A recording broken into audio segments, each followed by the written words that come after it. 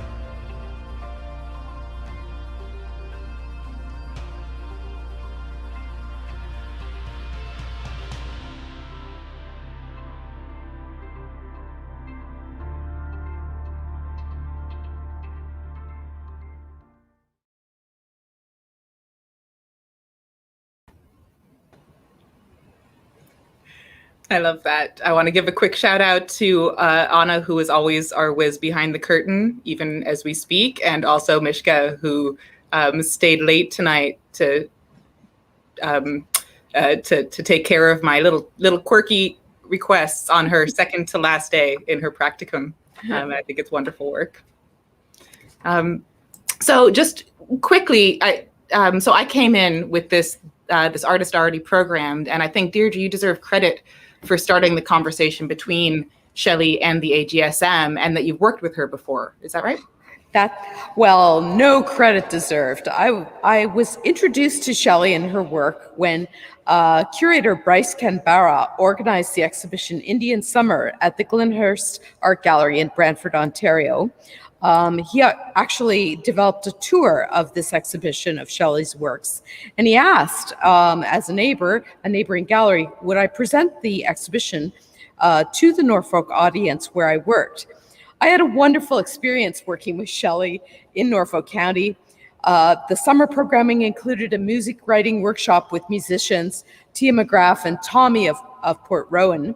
And then participants of the workshop selected a painting of Shelley's granddaughter called Raven's World to create their songs. So at the closing reception, participants performed these songs. And it was so much fun. That's why I had to bring Shelley to Brandon. Can't do that right now, but 4, 3, 2, 1, great summer, right? The great thing, so I was very aware of Shelley, but not so aware of what she's been doing recently. And what I found in speaking with her as we were making work selections together is that though her work has changed over time and it has more visual vocabularies than I was expecting, her message is always really clear. So what do you think it is about the older work that makes it so relevant still? And what about the newer work? How does it engage with a conversation with the past?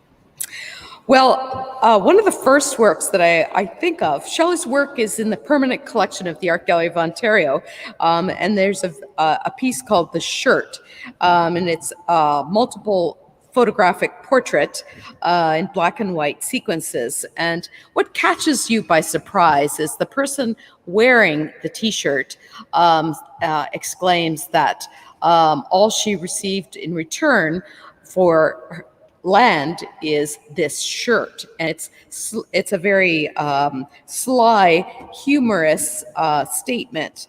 It catches everyone by surprise. I've, stood and watched as people read it, look back, and then they think about it. So it goes along with your comments about why Shelley's older works continue to be so relevant. It's such a well-crafted work. I was surprised at the many vocabularies that Shelley's works incorporate, although not in this exhibition, for example. She also does beadwork and printmaking. Shelley uses tropes from Western art history in her pictorial design, not by accident, but possibly to upend this particular system of pictorial representation. Whether she is juxtaposing a small toy plastic figurine on a surfboard over Niagara Falls, or placing historical and scientific imagery in association with each other, the media brings these disparate elements into conversation, and often about the relationships between ourselves and our ancestors. I'm sitting near the series of drawings that have been created to fit into the glass window that separates the exhibition space from the reception area. Called sketches, these drawings are like stained glass or carpets, depending on the mood one catches them in. Shelley allows her relationship to materials and stories to give us a good long look, which I invite everyone to experience with us. I completely agree with all of that. I think that the way that she plays around is it's humbling, and it's also delightful, and we can't wait to enjoy bodies in our space again, instead of the simulacrum of a party. But in any case, thank you for joining us, everybody. in this virtual half space, and we'll end the evening there. Well, we don't know what the future holds. We know it's not going to be 100% for a while yet. So if you haven't already, please join our virtual gallery Facebook group, which is one of those strange positives that came out of all of this. So even if you're not in the Westman region, you can still enjoy the artwork. And we're happy to be able to reach a remote population in an ongoing way. So you can count on that being something that continues after the nonsense. But as far as you locals go, we'll all keep our fingers crossed together.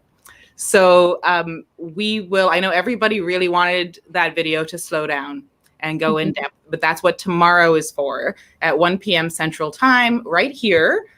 Shelley Nero is going to join me, and she's going to give us a tour of the exhibition, focusing on all of the works in turn right here with you. So join me then, and thank you for joining me now. And thank you, Deirdre, for making us all jealous with your body in the gallery, I'm sure. And that will be all for tonight. All right. Thanks, Lucie. Thanks, Anna. Thanks, Anna. Thanks, audience.